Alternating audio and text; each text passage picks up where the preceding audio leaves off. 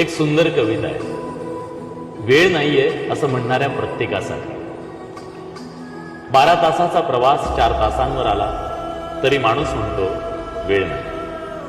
12 माणसांचं कुटुंब 2 माणसांवर आलं तरी माणूस म्हणतो वेळ नाही.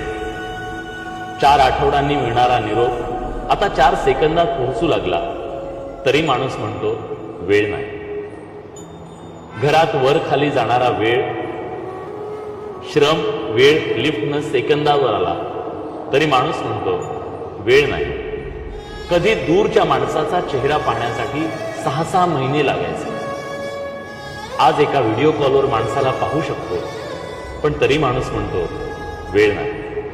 बँकेच्या रांगेत तासनतास उभं राहायचो, आता मोबाईलवर काही सेकंदात व्यवहार करतो तरी माणूस म्हणतो वेळ नाही. एकेकाळी काही आठवड्यांचा कालावधी लागणाऱ्या आरोग्य तपासण्या आता काही तासात होतात तरी माणूस म्हणतो वेळ नाही. ऍक्टिव्हा चालवताना एका हातात हँडल, दुसऱ्या हातात मोबाईल, कारण थांबून बोलायला वेळ नाही. ट्रॅफिक जाम झाला की 2 लेन ओलांडून तिसरी आपण तयार करतो कारण वेळ नाही.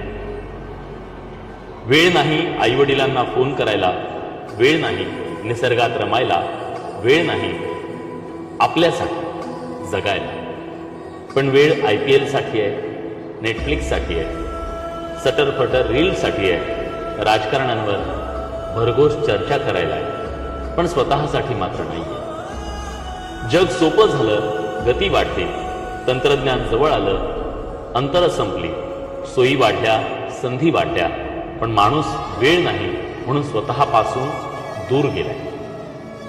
शांत बसून स्वतःशी बोलायला, स्वतःला समजून घ्यायला, किंवा फक्त काही क्षण निखळ हसायला, ग्रंथांचं वाचन करायला, मनन चिंतन करायला, मंदिरात जाऊन देवदर्शन करायला आणि देवाचं नाव घ्यायला सुद्धा वेळ नाही.